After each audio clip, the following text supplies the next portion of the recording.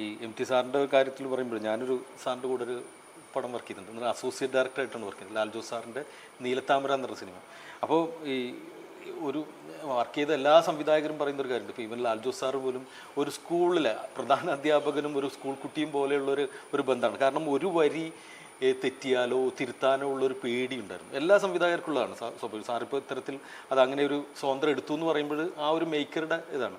അപ്പോൾ ഞാൻ അത് അനുഭവിച്ചാണ്. വേറെ ഒന്നും പറഞ്ഞു കഴിഞ്ഞാൽ ഞാനായിരുന്നു ആ സിനിമയിൽ സാറിൻ്റെ മറ്റേ സ്ക്രിപ്റ്റിംഗ് എന്താ കോപ്പി എടുക്കുന്നത്. അപ്പോൾ ഇദ്ദേഹം എഴുതി വെച്ചിട്ടുള്ള ചിലപ്പോൾ കുനുകുന എഴുതിയിട്ടായിരിക്കും, പക്ഷെ അത് വായിച്ച് കൃത്യമായിട്ട് ഒരു വര പോലും തെറ്റരുത് എന്നുള്ള രീതിയിൽ അങ്ങനെ ഒരു പെയിൻ അനുഭവിച്ച ആളെന്നുള്ള രീതിയിൽ സാറിങ്ങനെ ഒരു സ്ക്രിപ്റ്റിൽ ഉള്ളതിനപ്പുറം ഒരു സിനിമയിൽ അത് വർക്ക് ചെയ്തു എന്ന് പറയുമ്പോഴും അതിന് MT സാറിൻ്റെ ഗുഡ് എന്ന് പറയാമെന്ന് തന്നെ വലിയ കാര്യമാണ്. അവിടെ ആ ചിരിയിലുണ്ടാവും എല്ലാം എന്നുള്ളതാണ്. സാറിപ്പോൾ ഈ വയലൻസിനെ വളരെ മനോഹരമായിട്ട് ഒരു പ്രസൻറ്റേഷൻ സെറ്റ് പോലെ, അല്ലെങ്കിൽ കടലാസ് പൊതിയിൽ കൃത്യമായിട്ട് അലങ്കാര പൊതിയിൽ പൊതിഞ്ഞു എന്ന് പറഞ്ഞ പോലെ, അല്ലെങ്കിൽ പെയിൻറ്റിങ്ങിലൂടെ കാണിച്ചു എന്ന് പറയും. പക്ഷേ ഇന്നത്തെ തലമുറയിലെ സംവിധായകർ വളരെ കൃത്യമായിട്ട് ഇല്ലാത്ത സ്ഥലങ്ങളിൽ പോലും എവിഡൻ്റായിട്ട് വയലൻസിനെ കാണിക്കാൻ ഒരു വ്യഗ്രതയുണ്ട്. അത് ഈ മാറുന്ന പ്രേക്ഷകരുടെ ഒരു അഭിരുചിക്ക് അനുസരിച്ച് കൊടുക്കുന്നതാണോ, അതോ ഇനി ഫിലിം മേക്കേഴ്സ് ഇങ്ങനെ തന്നെ ആയിക്കോട്ടെ, ഇങ്ങനെ മതി എന്ന് പറഞ്ഞ് തീരുമാനിക്കുന്നതാണോ? എന്താണ് സാറിന് ഈ ഒരു പുതിയ കാലഘട്ടത്തിൽ സിനിമകൾ ഈ വയലൻസിനെ കുറിച്ച് പറയാനുള്ളത്?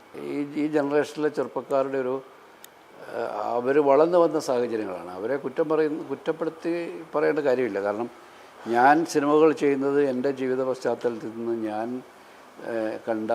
ഞാൻ അനുഭവിച്ച ഒരു ജീവിത പരിസരങ്ങളിൽ നിന്നുകൊണ്ടാണ് എനിക്ക് എൻ്റെ സിനിമയിലേക്ക്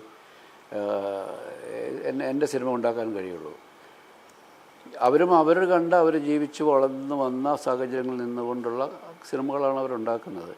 ഇപ്പോൾ ഇപ്പോഴത്തെ കാലത്ത് വയലൻസ് എന്നൊക്കെ പറയുന്നത് വളരെ പ്രകടമാണ്. ഈ സോഷ്യൽ മീഡിയയൊക്കെ വളരെ പ്രചാരത്തിൽ വന്നതോടുകൂടി അതിനകത്ത് കാണുന്ന കാര്യങ്ങൾക്കൊരു പരിധിയില്ല. അവരൊക്കെ കാണുന്ന വിഷ്വൽസ്, റിയൽ ലൈഫ് വിഷ്വൽസ് ആയാലും ഇത്തരത്തിലുള്ള ഫിക്ഷനുകളായാലും അവരുടെ ഗെയിമുകളായാലും ഈ ഓൺലൈനിലൊക്കെ അവർ കളിക്കുന്ന ഗെയിമുകളൊക്കെ ഉണ്ട്, അതെല്ലാം വയലൻസാണ്. ഗെയിമുകളൊക്കെ കൂടുതൽ ആൾക്കാരെ കൊല്ലുക എന്നുള്ളതാണ്. ഒരു കില്ലിങ് ഇൻസ്റ്റൻറ്റ് ആൾക്കാരിലേക്ക്, ആ വയലൻസ് അതിലേക്ക് അവരറിയാതെ വന്നു ചേർന്നിട്ടുണ്ട്. അപ്പോൾ അവരെ ഏറ്റവും കൂടുതൽ രസിപ്പിക്കുന്നത്, ആഹ്ലാദിപ്പിക്കുന്നത് രക്തം കാണുകയും ആൾക്കാരെ കൊല്ലുകയും ഒക്കെ ചെയ്യുന്ന അങ്ങനത്തെ ഒരു ജീവിത പരിസരങ്ങൾ, അല്ലെങ്കിൽ അവരുടെ കാഴ്ചകളിലും അവരുടെ ചിന്തകളിലൊക്കെ കടന്നു വന്നിട്ടുള്ള അത്തരം വിഷ്വൽസും അത്തരം എക്സ്പീരിയൻസസൊക്കെ തന്നെയാണ് അവർ സിനിമയിലേക്ക് പകർത്താൻ ശ്രമിക്കുന്നത്. ഇപ്പോൾ അടുത്ത കാലത്ത് നമ്മൾ ഏറ്റവും കൂടുതൽ വിമർശിക്കപ്പെട്ട സിനിമയുടെ ആദ്യത്തെ ഷോയിലൊക്കെ തിയേറ്ററുകളിൽ നിന്ന് ഈ സ്കൂൾ കുട്ടികൾ, +2 പഠിക്കുന്ന കുട്ടികൾ എഴുന്നേറ്റ് നിന്ന് കൈയടിക്കുകയാണ്. ഏറ്റവും ബ്രൂട്ടലായിട്ടുള്ള വിഷ്വൽസ് കാണുമ്പോൾ രക്തവും അവയവങ്ങൾ മുറിച്ചു മാറ്റുന്നതൊക്കെ കാണുന്ന രംഗങ്ങളിൽ അവർ കൈയടിക്കുകയാണ്. അത് ശരിക്കും വലിയ ഭയം നമ്മളിൽ ജനിപ്പിക്കുന്നുണ്ട്.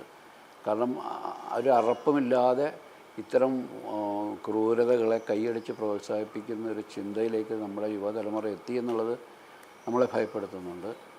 അത് നിത്യജീവിതത്തിലേക്ക് പകർത്തപ്പെടാൻ ഒരു മടിയും ഇനി ഭാവിയിൽ അവർക്ക് തടസ്സമായി ഉണ്ടാവില്ല എന്നുള്ളതാണ്. കാരണം അത് ആസ്വദിക്കപ്പെടുന്നുണ്ട്. ക്രൂരതയെ ആസ്വദിക്കുകയും അതിന് കൈയടിക്കുകയും ചെയ്യുന്നൊരു തലമുറ വളർന്നു വരുന്നു എന്നുള്ളത് നമ്മളെ വല്ലാതെ ഭീതിപ്പെടുത്തുന്നുണ്ട്.